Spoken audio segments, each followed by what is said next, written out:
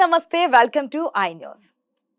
ఇప్పుడు మనం ఇంటర్వ్యూ చేసే వ్యక్తి గురించి ప్రత్యేకంగా చెప్పనవసరం లేదు. ఎందుకంటే జబర్దస్త్లో ఒక కమేడియన్గా, ఒక చేపల పులుసులో కూడా ఇంత ట్రేడ్ మార్క్ సృష్టించొచ్చా అనే దానికి ఒక వ్యక్తిగా, అదేవిధంగా రాజకీయాల్లోకి వచ్చి తనదైన ముద్ర వేసుకుంటూ గత అధికార పార్టీ మీద విమర్శలు చేస్తూ తనకంటూ ఒక మార్క్ క్రియేట్ చేసినటువంటి కిరాక్ ఆర్పి మనతో పాటు ఉన్నారు.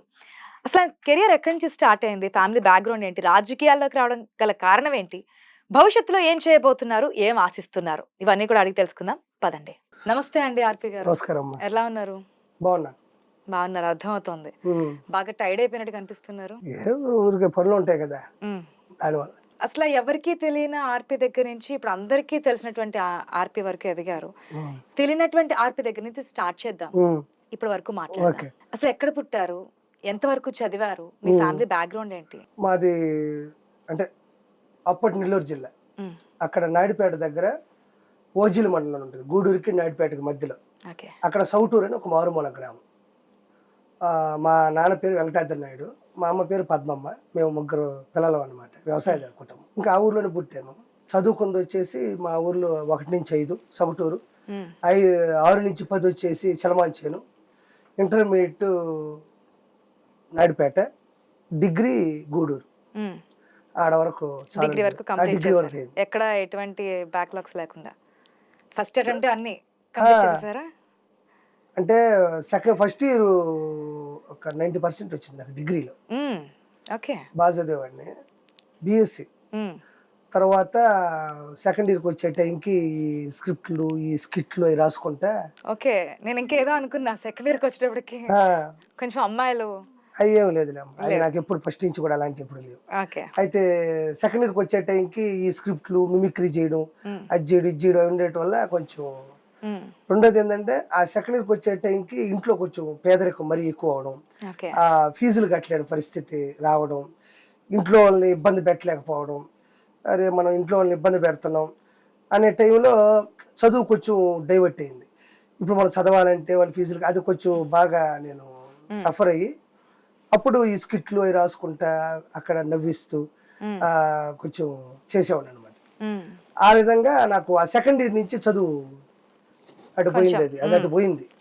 ఇంకా సెకండ్ ఇయర్ నుంచే నేను ఏదైనా చెప్తుంటే అవతల వాళ్ళు చాలా ఇంట్రెస్ట్గా వినడం. ఏదన్నా ఆల్రెడీ సినిమాలు ఏదైనా రిలీజ్ అయితే వాటి రివ్యూలు చెప్పడం. రివ్యూలు అంటే నేను సినిమా చూసింది నాకు నచ్చినట్టుగా ఎట్లా అనిపించిందో దాన్ని ఇంట్రెస్ట్ గా చెప్పడం. మూవీ క్రిటిక్ మీరు? క్రిటిక్ అని పెద్ద మాటలొద్దు కానీ నాకు అది మాట్లాడేవాడిని. తర్వాత వాటి పేర్లు ఇక్కడికి వస్తే తెలిసింది. వాటిని సినిమాలు విశ్లేషించడం, స్టాండప్ కామెడీ చేయడం, నవ్వించడం, ఇట్లా ఇట్లా ఇట్లా చేసేవాడిని. ఆ విధంగా సెకండ్ ఇయర్కి వచ్చే టైంకి ఈ చదువు కన్నా ఇదేదో బాగుంది, ఇదైతే పాపం ఇంట్లో వాళ్ళు సఫర్ కాకుండా ఉంటారు. అందులో ఫీజులు కావచ్చు, యూనిఫామ్ కావచ్చు, బస్సుకి ట్రావెలింగ్కి బస్ పాస్ కావచ్చు, ఇవన్నీ అప్పట్లో ఇప్పటి వాళ్ళకి చాలా తక్కువ సమస్యలు. అప్పట్లో దారుణంగా ఉండేవి మాకు. అప్పుడు సెకండ్ ఇయర్కి వచ్చే టైంకి ఇంకా ఈ చదివినా ఇంకా నేను ముందుకు పోలేనేమో, ఇంట్లో వాళ్ళు అసలు పెట్టలేరేమో, ఇంకా మనం ఏం చేయాలా ఏంది. మీరు ఒక్కరేనా? ఇంకా మా అక్క ఉంది, మా అన్న ఉన్నాడు. మీరే చిన్న? నేను లాస్ట్ వాడిని. బాగా చదివేవాడిని. మ్యాథమెటిక్స్ లో నాకు 100% వచ్చింది first year, Shri Swarnandhra Bharati degree college. అయితే ఇంకా మనం ఇంకంటే చదవాలని ఉండేది కానీ ఇంట్లో వాళ్ళు పెట్టే పరిస్థితి లేదు. ఇంకా నాకు అనిపించింది ఈ సెకండ్ ఇయర్ చదువుతాం, థర్డ్ ఇయర్ చదువుతాం, పోయే కొద్దీ డబ్బులు ఖర్చు పెట్టాలి తప్ప అప్పట్లో డిగ్రీల మీద కూడా అంతగా జాబులు ఉండేటివి కాదు. డిగ్రీ మీద జాబులు అసలు ఇప్పుడు వచ్చేసాయి. చాలా ఇప్పుడు ప్రైవేట్ జాబులు వస్తున్నాయి. అప్పుడు చాలా కష్టం. దాని తర్వాత పీజీ చేయాలి, ఇంకా మరీ కష్టం. అది సరే కష్టపడుతుంది, ఇంట్లో వాళ్ళు చూస్తూ, ఇంట్లో వాళ్ళ బాధల్ని భరిస్తూ నేను ఇక్కడ చదవడం అనేది నిలకడ లేనితనం వచ్చేసింది నాకు. అంటే నిలకడ ఉండేది కదా మనసు. ఆ సమయంలో ఇంకా నేను ఆలోచించి ఇంకెట్ట కాదు, ₹1 కూడా ఖర్చు పెట్టకుండా, మనం ఇంట్లో వాళ్ళని బాధ పెట్టకుండా, భయపెట్టకుండా, ఇంట్లో వాళ్ళకి భారం కాకుండా ఉండాలంటే మనం ఏం చేయాలా అంటే అప్పుడు అనిపించింది, మనం బాగా మాట్లాడతాం, నవ్విస్తాం, రాస్తాం, ఇవన్నీ కూడా బాగా మనకి ఆనందాన్ని ఇస్తున్నాయి. ఎదుటోళ్ళు మనల్ని ఎక్కువ ఇష్టపడుతున్నారు ఈ విషయాలు అనుకుని అప్పుడు మనం ఇండస్ట్రీకి వెళ్ళాలి అని డిసైడ్ అయిపోయాం. అప్పుడు అది కష్టం మీద డిగ్రీ సెకండ్ ఇయర్ ఇష్టమే, బాగా చదవాలని ఇష్టమే, కానీ అంత సీన్ లేదు మనకి. సెకండ్ ఇయర్ వరకు, థర్డ్ ఇయర్ వరకు అయిష్టంగానే చదివా. ఇంట్లో వాళ్ళని ఇబ్బంది పెట్టకూడదు అన్నట్టు. డిగ్రీ ఫస్ట్ ఇయర్ వరకు బాగా చదివారు. సెకండ్ ఇయర్ థర్డ్ ఇయర్కి వచ్చే టైంకి నా వల్ల కాల. అక్కడ స్టెప్ తీసుకుంది. ఇంకా డిగ్రీ థర్డ్ ఇయర్ అయిపోయింది. ఇంక ఇమీడియట్లీ ఇంట్లో వాళ్ళు అప్పటికి వాళ్ళు చాలా ఇబ్బందుల్లో ఉంటూ కూడా ఏం చేద్దాం, ఎలా చదివించాలి, బాగా చదువుతున్నాడు వాళ్ళకి, నేను డిగ్రీ చదువుతాను కానీ డిగ్రీ అంటే ఏంది, సబ్జెక్టులు ఏంది, వాటికి బిఎస్సీ అంటే ఏంది, కంప్యూటర్ సైన్స్ అంటే ఏంది తెలియదు అసలు.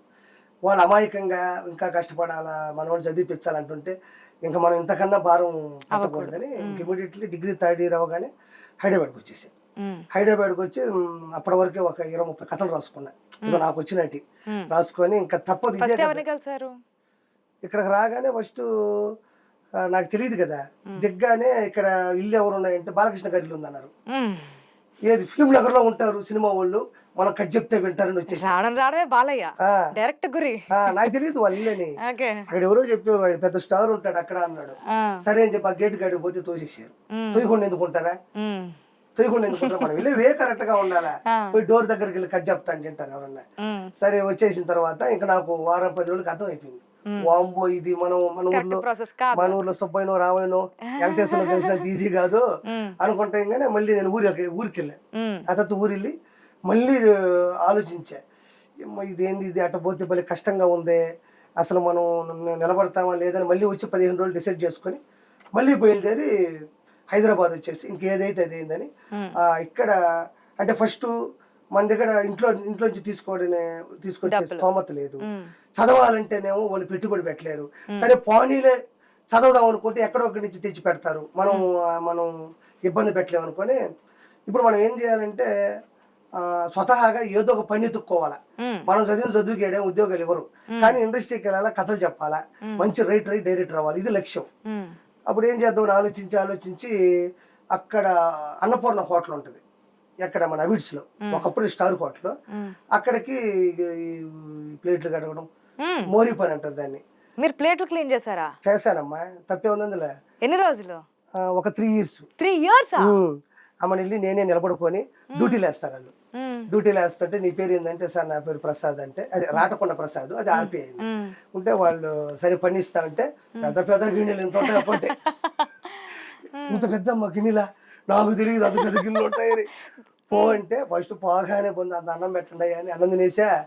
ఇంకా ఆ గిన్నెలో పడి ఉదయం పోతే సాయంత్రానికి ఒక 5 గిన్నెలు కడిగేటోడిని. కడిగేది వాళ్ళే స్టాఫ్ రూమ్ ఇస్తే స్టాఫ్ రూమ్ లో పడుకునేది, మధ్య మధ్యలో కథలు రాసుకునేది. మళ్ళీ మధ్య మధ్యలో అక్కడ రోజుకి 60 రూపాయలు, 8 hours డ్యూటీ, 3 ఇట్లు 24 మన ఆ స్టాఫ్ రూమ్ లో ఉండేది. ఆ నుంచి పోయేది ఆ కృష్ణానగర్కి వచ్చేది. ఆ కృష్ణానగర్లో మళ్ళీ అక్కడ ఇక్కడ తిరిగేది. మళ్ళీ నడుచుకుంటూ వచ్చేవాడిని. అబిడ్స్ నుంచి కృష్ణానగర్ నడుచుకుంటూ వచ్చేవాడిని. ఆలోచిస్తా ఏం చేయాలి కాదు, లక్ష్యం ఉంది, దానికి ఏం చేయాలో తెలుసు, కానీ ఇంకా ఎంత కష్టపడాలి అని అట్లా ఆలోచించుకుంటూ వచ్చేసేవాడిని. ఈ అసెంబ్లీ అన్ని దాటుకుంటా అట్లా వచ్చి మా అన్నయ్య ఉంటాడు ఇక్కడ, ఒక ఆయన తెలిసిన ఆయన, మోహన్ బాబు గారి దగ్గర చేస్తారు, పార్థసారథి గారు అని. ఆయనతోనే ఇంకా టచ్ లో రోజు అన్న ఏదైనా సినిమా ఉంటే చెప్పండి, ఏదైనా సినిమా ఉంటే అట్ట గడిచిపోతా ఉంటే అదే అన్నపూర్ణ హోటల్లో మళ్ళీ బాయ్ డ్యూటీ వచ్చి ప్రమోషన్, బాయ్ డ్యూటీ వచ్చిన తర్వాత అప్పుడు మా అన్న ఉండి అట్లా రోజు అక్కడ పేపర్ వస్తుంది కదా, పేపర్ తెచ్చుకొని మోహన్ బాబు గారి సినిమాలు ఏమైనా స్టార్ట్ అయినాయా ఇదే చూస్తూ ఉండేవాడిని. అప్పుడు ఒకసారి గేమ్ సినిమా స్టార్ట్ అయింది. గేమ్ గాడి నెంబర్ 9 గారు ఏదో ఉంటుంది కదా, జాన్ అబ్రహం ఏదో ఒకటి, నానా పటేకర్ గారిది, అది ఇక్కడ తెలుగులో చేస్తుంటే 2 సంవత్సరాలు అది 3 సంవత్సరాలు రోజు ఫోన్లో టచ్ లో ఉంటే ఆయన పెట్టించాడు. దాన్ని పట్టుకొని దాని నుంచి జబర్దస్త్ ఎట్లా ఎంట్రీ ఇచ్చారు అంటే ఎవరి నుంచి? జబర్దస్త్ కి ఎస్టినేట్లు చేసిన తర్వాత ఒకరోజు మళ్ళీ భారమే, ఇంకా హోటల్లో పని చేయాలా, ఎక్కడికి రావాలా, అసిస్టెంట్ గా చేస్తేనేమో అక్కడే 10 మంది ఉంటారు, మన అప్రెంటిస్, ఇంకా మళ్ళీ దాని మీద శాలరీ అంటే ఎవరు మనకు అవసరం. ఇంకా అట్లా ముందుకు వెళ్తా ఇంకెట్ కాదని ఇంకా నేను ఒకరోజు డిసైడ్ అయిపోయి మా ఫ్రెండ్స్కి వాళ్ళకి ఫోన్ చేసి, మరి నేను ఒక షార్ట్ ఫిల్మ్ చేద్దాం అనుకుంటున్నాను, ఇంకా జాయిన్ అయినా నేను చేయలేను, అసిస్టెంట్ గా చేస్తే ఇంకా బాగుంటుంది, కోఆర్డినేటర్ దాకా కూడా వెళ్ళొచ్చు, ఇక్కడ కూడా నాకు ఈ ఆర్థిక పరమైన సమస్య వస్తుంది, మళ్ళీ ఆర్థికపరమైన సమస్య ఎదురవుతుంది ఇక్కడ కూడా. ఇక్కడ డబ్బులు ఎవరు ఓకే. పని చేయాలి అలా అని చెప్పి నేనే వాళ్ళకి అవసరం లేదు. ఎట్లాగొచ్చారు జబర్దస్త్కి ఎంట్రీ? అదే దీని తర్వాత నేను ఒక షార్ట్ ఫిల్మ్ చేశాను, పిచ్చి ప్రేమ షార్ట్ అని. ఫిల్మ్ తర్వాత దానికి 2 నేషనల్ అవార్డులు వచ్చాయి. ఓకే. నేషనల్ అవార్డులు అంటే మన ముంబైలో ఈ ప్రైవేట్ కంపెనీలు ఉంటాయి కదా, వాళ్ళు నిర్వహిస్తారు కదా. నేను ఒక సీడీ పంపిస్తే అది సెలెక్ట్ అయిందని మెసేజ్ వచ్చింది. ఓకే. అని నేను అప్పుడు కూడా పోలేని పరిస్థితి, నా దగ్గర డబ్బులు లేవు. అది కూడా మనకి ఎందుకు నేషనల్ అవార్డు వదిలేసా.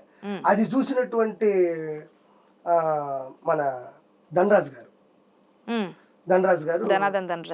ధనరాజ్ గారు దానికి ముందు షట్లక్ శంకర్ గారు, అంతకుముందు ఎక్కడో నాకు కృష్ణానగర్ ఎక్కడ పరిచయం అయితే ఆయన ధనరాజ్ అన్న చెప్తే అది చూసి ఆయన బాగా కన్నీళ్లు పెట్టుకొని ఎలా చేసేదని చేసి అప్పుడు వచ్చి స్క్రిప్ట్ రాస్తామని అడిగారు. దాంట్లో డైలాగ్స్ అవి చూసి రాస్తానని ఉన్న పొలంగా ఇంటికాడ నుంచి వచ్చేసా. వచ్చి అప్పుడు ఎంట్రీ ఇచ్చాను. ఒరిజినల్గా నేను జబర్దస్త్లో చేద్దాం అన్న రీజన్ ఏంటంటే, మా అమ్మకు అప్పుడు క్యాన్సర్ 4th స్టేజ్. అంటే మనం అసినేటర్కి వచ్చాను ఇండస్ట్రీకి. అసినేటర్కి వచ్చిన తర్వాత పేరు ఏరు అంటే మనకన్నా ముందు 10 ఉంటాయి కదా, పేరు పడదు. పేరు పడినా నాలంటూ ఎంతమంది పేర్లు ఉంటాయి ప్రసాద్ అని, అది ఇది అని మనం చెప్పలేం. సరే మనం ఒక పని చేద్దాము, మంచి రేంజ్లో జబర్దస్త్ ఉంది, మనమేమో డైరెక్టర్ అవుదామని వచ్చినాం. ఒక పని చేద్దాం, ఎట్టయినా సరే దీంట్లో వెనక నిలబడదాం, వెనక జై కొట్టేది ఏదన్నా వెనక ఎట్లా వచ్చారో మాకు తెలుసు. కానీ ఎందుకు వెళ్ళిపోయారు జబర్దస్త్ నుంచి? అక్కడే మీకు ఫేమ్ వచ్చింది, కిర్రా కార్పి మీకు ఒక కాల్ లేపి ఎత్తి ఒక స్టెప్, ఒక ఐకాన్ కింద మీరు దాన్ని క్రియేట్ చేశారు. ఆర్పి అంటే ఒక గుర్తింపు వచ్చింది, నలుగురిలో నోన్ పర్సన్ కింద తెలిసారు. ఎందుకు బ్యాక్ స్టెప్ అయ్యారు? సంస్థ లక్షణాలు నచ్చకపోవడం. వచ్చిన ప్రతి ఒక్కరు ఇదే చెప్తున్నారు. ఎదిగిన అంటే కొంతమంది పేర్లు ఆల్రెడీ మీకు తెలుసు, నోన్ పర్సన్స్, సెలబ్రిటీ, ఫేమ్ వచ్చినటువంటి జబర్దస్త్ ని బయటకు వచ్చిన తర్వాత విమర్శించడం చూసాము. ఎందుకోసం అని? మీకు లైఫ్ ఇచ్చినటువంటి సంస్థని, మల్లెమాలని చాలా మాట్లాడుతున్నారు. రీజన్ లైఫ్ ఎవరికి ఇవ్వడమ్మా. ఇప్పుడు మీరు యాంకర్ గా చేస్తున్నారంటే మీకు యాంకరింగ్ రాకపోతే కూడా కూర్చోబెట్టి ఎవరు యాంకరింగ్ చేయి. ఒకరిది అవసరం, ఇంకొకరిది అవకాశం. ఒక హీరో ఒకరిని కావాలని మనం హీరోని చేద్దామని టాలెంట్ లేకపోయినా కూర్చోబెట్టి ఈరోజు స్టార్ పిల్లలు కూడా, పెద్ద పెద్ద డబ్బుండే వాళ్ళ పిల్లలు కూడా కనుమరుగైపోయారు. అంతే తప్ప వాళ్ళేమో ఈరోజు స్టార్లు అవ్వాలి. అంటే మనలోనూ టాలెంట్ ఉండాలి, అంటే వాళ్ళకి అది అవసరమై ఉండాలి, అది మనకు అవకాశం. అంటే మీలాంటి వాళ్ళు ఇంకా కృష్ణానగర్ లో చాలా మంది ఉన్నారు. అవును. మేము డైలీ వచ్చేటప్పుడు అక్కడ మార్నింగ్ మేము 6కి వస్తూ ఉంటే ఆ టైంకే 3-4 వెహికల్స్ లో ఎక్కి కూర్చోడానికి, కుర్చీలో కూర్చోడానికి, అంటే వెహికల్ సీట్ సంపాదించడానికి చాలా మంది వెయిట్ చేస్తుంటారు బ్యాగులు పట్టుకుని. అట్లాంటి వల్ల మీకు గుర్తింపు తీసుకొచ్చి మీకు రావడం జరిగింది కదా. మనకి ఏదైతే ఫస్ట్ స్టెప్ నేర్పిన వాళ్ళు, లేదంటే ఒక గురువుని మనం మర్చిపోలేం కదా. ఎవరు గురువు? జబర్దస్త్ ఒక స్టెప్ అనేది కాదంటారా? అర్థం కాలే. నేను ఆ రోజుల్లో చేసినటువంటి సెన్సేషనల్ కామెంట్స్ అయితే ఉన్నాయో, వెనక్కి వీడియోస్ చూసి ఒకసారి కింద కామెంట్లు చూడండి. నేను ఏం మాట్లాడాను, ఏ భావోద్వేగంతో మాట్లాడాను, ఎందుకు మాట్లాడాల్సి వచ్చింది అనేది. నేను జబర్దస్త్లో ఆర్టిస్ట్ని ఒక మాట అలా నన్ను కావాలంటే పెట్టుకున్నారు. ఒక పర్సన్ మాత్రం డైరెక్ట్ గానే అటాక్ చేసినట్టు అనిపించింది. నేనా? ఆదిని ఎప్పుడు? ఆదికి మీకు ఏమైనా ఉన్నాయంటూ కూడా కొన్ని కామెంట్స్ మీరు ఇందాక చెప్పిన దాంట్లోనే కింద కనిపిస్తున్నాయి. మీలో మీకు పడట్లేదా, మీలో మీకు ఇది అవుతుందా, ఎందుకు వస్తున్నారు, ఇప్పుడు దాకా కలిసిన ఫ్యామిలీ నుంచి ఎందుకు విడిపోతున్నారు, ఒక లైఫ్ సెట్ అయిన తర్వాత దాని నుంచి బయటకు వచ్చేస్తున్నారు, సెట్ అయ్యే వరకు ఊరుకున్నారు, లైఫ్ సెట్ అయిపోయిన తర్వాత బయటకు వచ్చేస్తున్నారు అని.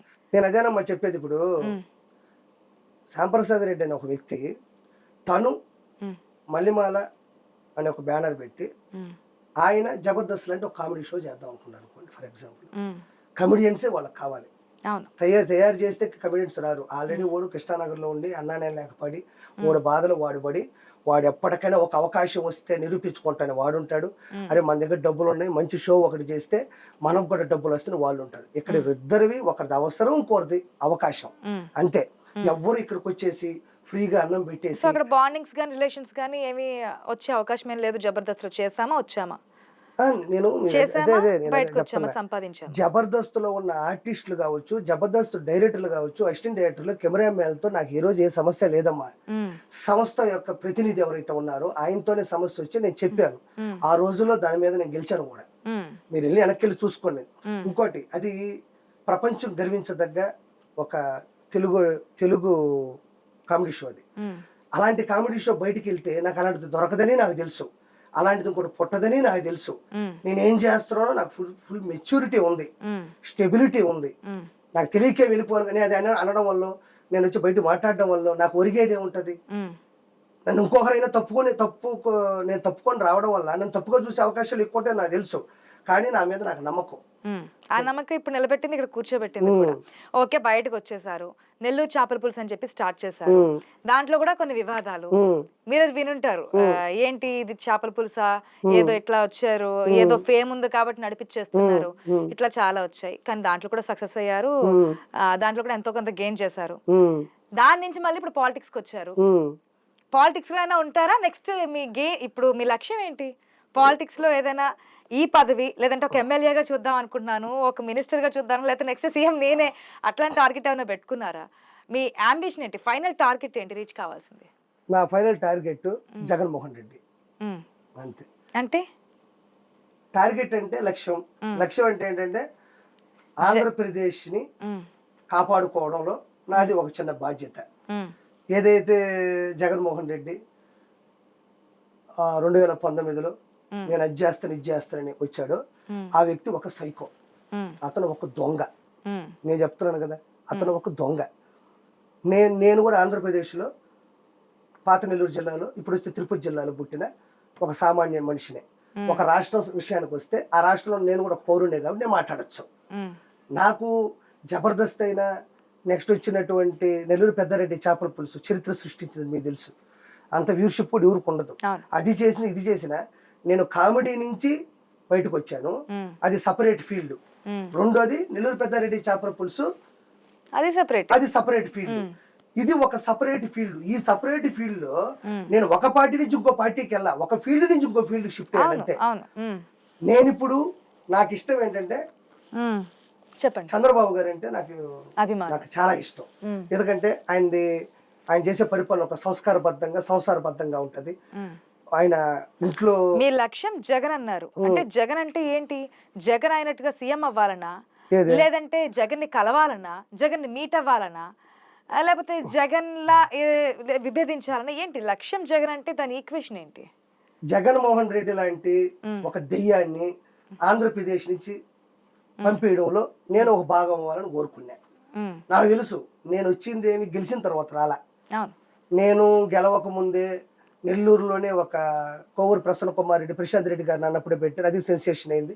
దాని తర్వాత హైదరాబాద్కు వచ్చాను, పెట్టాను, అది మీకు తెలిసే ఉంటది. జగన్మోహన్ రెడ్డి సొంత బాబాయినే చంపించేసినోడు, మాస్క్ అడిగితే సుధాకర్ గారినే చంపించేసినోడు. అంటే చిన్న చిన్న విషయాలకే ఫీల్ అయిపోయి హట్ అయిపోయి ఆ విధంగా చంపించేసినోడు. నేను డైరెక్ట్ గా అటాక్ చేస్తే నన్ను చంపేస్తాడు, నాకు తెలీదా? అయినా నేను తెలుస్తా ఉంటే, ఫోన్లు వస్తుంటే ఫాలో అవుతున్నాను తెలుస్తుంటది. ఒకటే లక్ష్యం, ఫాలో అవుతారు. ఎప్పుడైనా జరిగిందా అటాక్ అనేది మీ పైన? అటాక్ జరిగితే నీ ముందుకు ఎట్టొస్తానా? అంటే జరిగిందా, అది ట్రీట్మెంట్ తీసుకొని మీరు అన్నిట్లోని ముందుంటారు కాబట్టి ఇది కాదని చెప్పామన్నా? అటాక్ జరిగితే నేను చెప్పుకుంటా, నాకే ఇబ్బంది లేదు. మొహం మీద కనబడితే గాట్లు చూసుకుంటా ఉంటాడు. మొహం మీద కొట్టడా? ఏది యాక్టర్ అంటే కాబట్టి ఫేస్ కనిపిస్తుంది. అవునమ్మా, ఎమోషన్ ఆపుతాడు కానీ మొహం మీద గాట్లు ఆపుతాడా? ఒకవేళ నన్ను కొట్టినా నేనేం జంకే వ్యక్తిని కాదు, రెండోది భయపడే వ్యక్తిని కాదు. మీరు ఇంతకు ముందు ఒక మాట అన్నారు ఆర్పి గారు, గెలుపులో భాగం అవ్వాలి అని చెప్పేసి అన్నారు. ఆ విధంగానే మీరే కాదు, చాలా మంది జబర్దస్త్ సెలబ్రిటీలు అందరూ రావడం జరిగింది, పవన్ కళ్యాణ్ సపోర్ట్ గా కూడా మాట్లాడడం జరిగింది. ఇదే విషయానికి సంబంధించి రోజా కామెంట్ చేశారు, చిన్న చిన్న వాళ్ళెంత, వాళ్ళ జీవితాలు ఎంత అని చెప్పి కామెంట్ చేయడం జరిగింది. ఏమంటారు దాని గురించి? బలుపు అంటే అహంకారం, కొవ్వు. ఏం మొత్తం అన్నదమ్ముల్ని పక్కన పెట్టుకొని మొత్తం నగిరిని నాశనం చేసి ఈ రోజు నగిరిలో అభివృద్ధిలో సున్నా. ఈవిడ బిల్డప్ మాత్రం, ఈవిడ వ్యవహారం, ఈవిడ తిరుమలకి వెళ్ళడం, నా అంత భక్తురాలు లేదు, చరిత్రలో నా అంత మంచిది లేదు అని యాక్టింగ్ చేసింది. సినిమాలో చేయాలి, అది ప్రజలు ఓట్లేసి గెలిపించారు. సరే పోనీ, ఏమన్నా 1000 ఓట్లతో గెలిచిందా? అతి తక్కువ మెజారిటీతో 2 సార్లు గెలిచింది. అప్పుడు మనం ఎడ్జ్లో గెలిచినప్పుడు కొంచెం జాగ్రత్తగా ఉండి ప్రజలకు సేవ చేయాలని ఉండాలి తప్ప డబ్బులు సేవ్ చేసుకోవాలని ఉండకూడదు. చేశారు కాబట్టి ఈరోజు నగరిలో భానుప్రకాష్ గారు గెలిచారు, ఈవిడికి భారీ ఓటమి మొదలైంది, ఎదురైంది. ఎప్పుడు తెలుసు మీకు రోజా క్యారెక్టర్ ఇది ఇట్లాగా? ఇప్పుడు మీరు ఏదైతే కొన్ని వర్డ్స్ అన్నారో, ఎప్పటి నుంచి మీకు అర్థమైంది? అమ్మ ఒకటి చెప్తా, గుర్తుపెట్టుకో. ఇప్పుడు మీరు నాకు యాంకరు రాగానే మర్యాద ఇచ్చినాం, బాగున్నారా అన్నారు, ఏడ కూర్చున్నాం, ఏంటండి విశేషాలు అన్నారు. ఏడ వరకు నేను బయటికి వెళ్ళినప్పుడు చెప్తా, అబ్బా ఆ రోజు అమ్మ వెళ్ళానబ్బా నాతో భలే మాట్లాడింది, సంస్కారం ఉంది అన్నాం. కానీ మీరు నాతో పొలిటికల్ గా వచ్చిన తర్వాత నాకు ఇవి అనవసరం. నువ్వు వెళ్ళి అక్కడ రోడ్ వేయలేదనుకో, ఏడొచ్చి అన్నయ్య బాగున్నావు నేను తీసుకోను. ఆడ చాలా మంది అన్నయ్యలు పోతా ఉన్నారు. నెల్లూరు పెద్దారెడ్డి చేపల పులుసు ఓపెనింగ్ కి ఎవరు వచ్చారు? అక్కడ తిరుపతిలోనా రోజు వచ్చింది. అప్పటికి రోజా పొలిటికల్ గానే ఉన్నారు, మంత్రి, ఒక ఎమ్మెల్యేగా ఉన్నారు, ఒక మినిస్టర్ గా ఉన్నారు. అప్పటికే ఆవిడ చేసేవన్నీ మీకు తెలుసు. అవును, ఆవిడ పిలుచున్నారు. ఏం తెలుసు అంటే ఆవిడ చేసి వ్యవహారాలు తెలుసు. ఇంతకు ముందు మీరు ఏదైతే అని చెప్పుకున్నారో అభివృద్ధి జరగట్లేదని తెలుసు, పక్కన అన్నదమ్ములు పెట్టుకుని తిరుగుతున్నారని చెప్పి తెలుసు. అన్ని మీకు ఇంకా మాకన్నా ఎక్కువగా దగ్గరగా తెలుసు, ఎందుకంటే షోలో హోస్ట్ కింద ఆవిడ ఉన్నారు, చేస్తున్నారు కాబట్టి. మరి ఎప్పుడు రియలైజ్ అయ్యారు? ఆ తర్వాత రియలైజ్ కదమ్మా, నాకు ఆవిడ చేస్తున్నటువంటి ఆ చేష్టాలు నాకు తెలుసు. నేనేమంటున్నాను, నేను ఒక ఫీల్డ్ లో ఉన్నాను, ఏది ఒక కామెడీ ఫీల్డ్ లో ఉన్నాను, నేను జబర్దస్త్ టీమ్ లీడర్ ఉన్నాను. నేను అది చేసేటప్పుడు ఆవిడతో నాకు ఏ బాండింగ్ ఉంటది? ఆవిడ ఒక జడ్జి డబ్బులు తీసుకొని వస్తుంది, నేను ఒక కమెడియన్ ని కిరాక్ కార్పి నా పేరు, నాకు ఒక టీం ఉంది, నేను డబ్బులు తీసుకొని చేశానంటే ఆవిడ పని ఆవిడ చేసుకుని నా పని నేను చేసుకుని, నాకు ఆవిడతో ఏం లేదు. వన్స్ నేను పొలిటికల్ గా వచ్చిన తర్వాత అక్కడ రోజా గారితో అసలు మాట్లాడేవాడిని కాదు. రోజా అనే ఒక వ్యక్తి వైఎస్ఆర్సీపీ గవర్నమెంట్ లో నగిరిలో గెలిచింది కాబట్టి నాకు ఆవిడ కావాల్సి వచ్చింది మాట్లాడడానికి. అంటే ఆవిడ తప్పు చేసింది, అభివృద్ధి లేదు. నేను పొలిటికల్ గా నాకు టీడీపీ అంటే ఇష్టం. నేను టీడీపీలో దిగిన తర్వాత నేను ఒక రోజా గురించి మాట్లాడితే, పేరు నాని గురించి మాట్లాడాను, కొడల నాని గురించి మాట్లాడాను, వేణుస్వామి గురించి మాట్లాడాను, శ్రీరెడ్డి గురించి మాట్లాడాను, అనిల్ కుమార్ యాదవ్ గురించి మాట్లాడాను. నేను ఎవరి గురించి మాట్లాడలేదు. ఇప్పుడు అదే వేణుస్వామి గురించి ఏం చెప్తారు? పాయింట్ వచ్చింది కాబట్టి. దొంగ నిత్యానంద స్వామి తెలుసా మీకు? మరో నిత్యానంద స్వామి. రాజకీయాల గురించి ఎవరి డేట్ ఆఫ్ బర్త్ పట్టుకొని ఇట్లా ఇట్లా చెప్పనని చెప్పి ఆఫ్టర్ రిజల్ట్ తర్వాత వెంటనే ఒక స్టేట్మెంట్ పాస్ చేశారు. దాని స్టిక్ ఆన్ అయి ఉంటారు అనుకుంటున్నారా మీరు? ఆవిడతను మళ్ళీ స్టార్ట్ చేస్తారు. నేను చెప్తున్నాను కదా, వాడు మారడు, వాడు మళ్ళీ కొన్ని రోజులు యాక్టింగ్ చేసి అగ్గోలు ఉంటది మనోడి బాగా.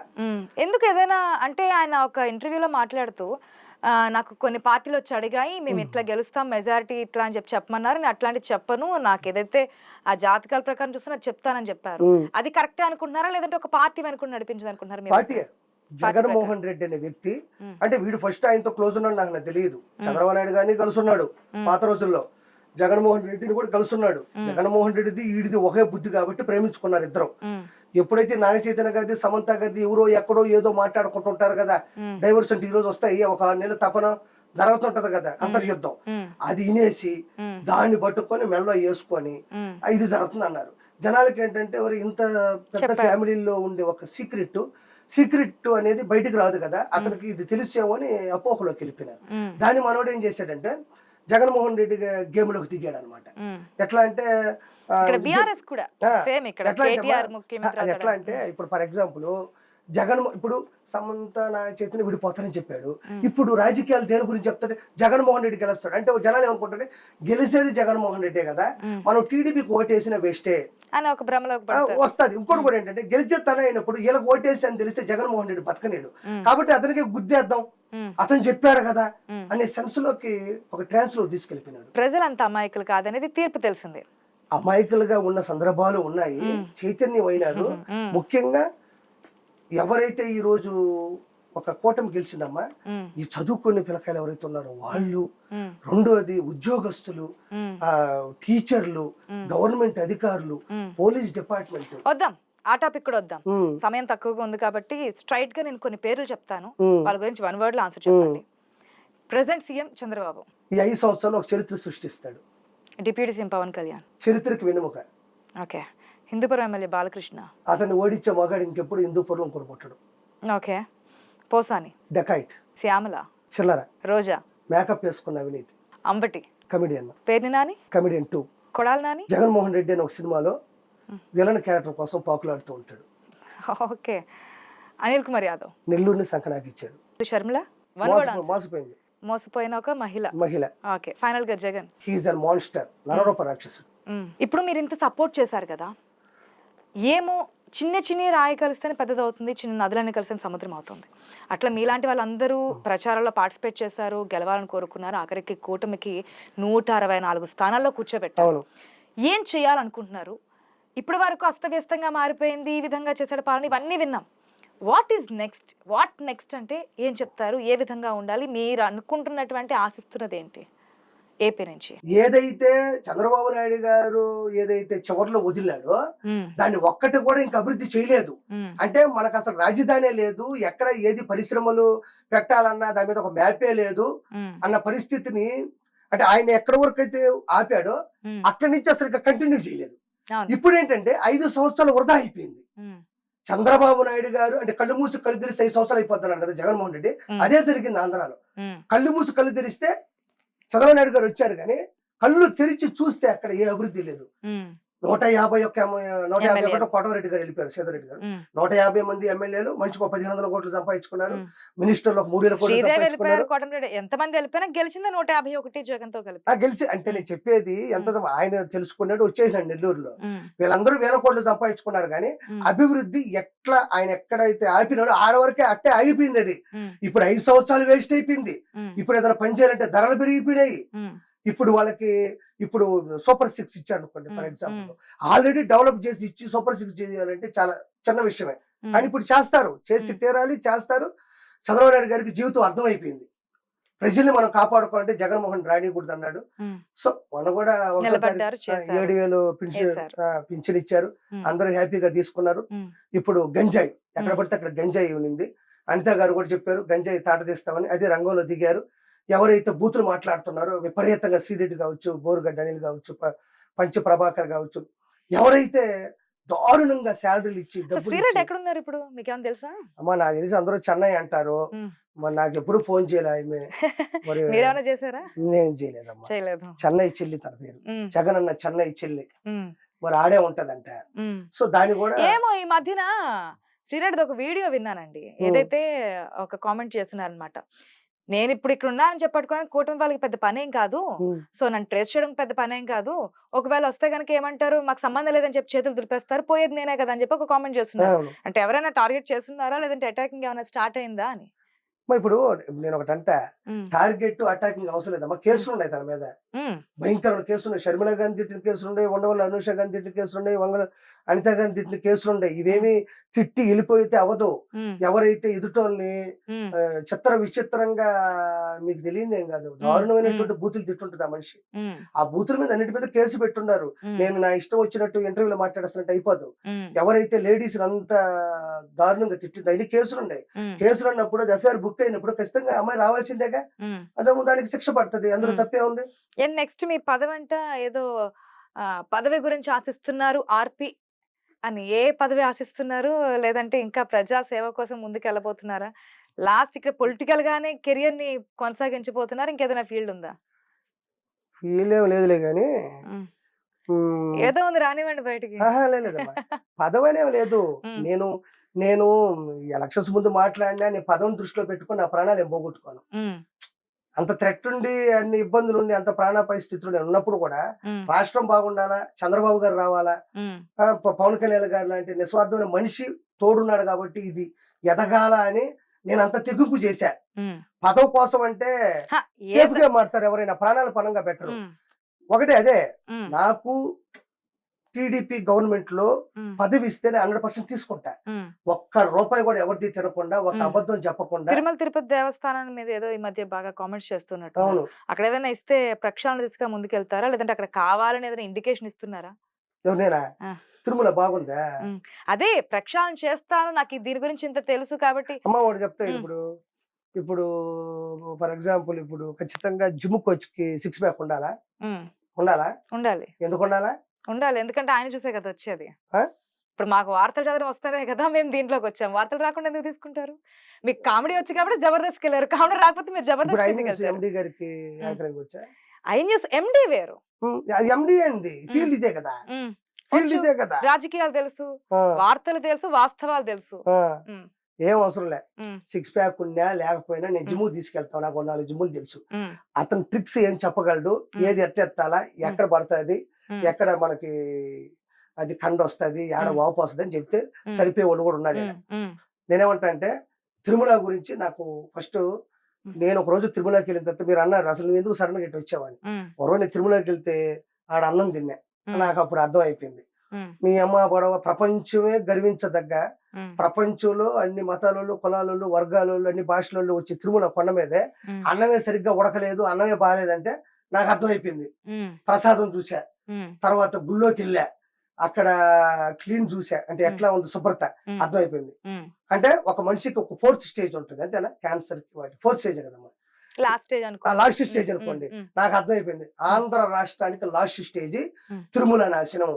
అంటే ఇది ఒక క్యాన్సర్ లా వచ్చేసి చివరి స్టేజ్ లో ఉంది. ఒకవేళ మీరు ఈ ఇంటర్వ్యూ చూసో లేదంటే వేరే చోట్ల చేసిన కామెంట్స్ చూసో ఏపీ సీఎం చంద్రబాబు లేదు ఇప్పటికే ఆల్రెడీ పదవులు అవి జరుగుతున్నాయి కాబట్టి ఏదో పోస్ట్ మీకు అప్ చెప్పారు అనుకోండి, ఇదంతా పూర్తి స్థాయిలో ప్రక్షాళన జరుగుతున్నా, మేము చాలా సార్లు తిరుపతికి వెళ్ళాం, మళ్ళీ వెళ్తాం కూడా, అప్పుడు ఈ మార్పులను చూస్తామా? అమ్మా ఇప్పుడు టిటిడి చైర్మన్ ఉంటారు, బోర్డు మెంబర్లు ఉంటారు, దాని కింద లాస్ట్ టైం భూమన చేంజ్ అయ్యారు, ఈసీ ఉంటారు, ఓకేనా, శ్యామరావు గారు వచ్చినారు, ఆయన చేస్తాడు, ఎగ్జిక్యూటివ్ ఆఫీసర్ ఆయన చేస్తాడు.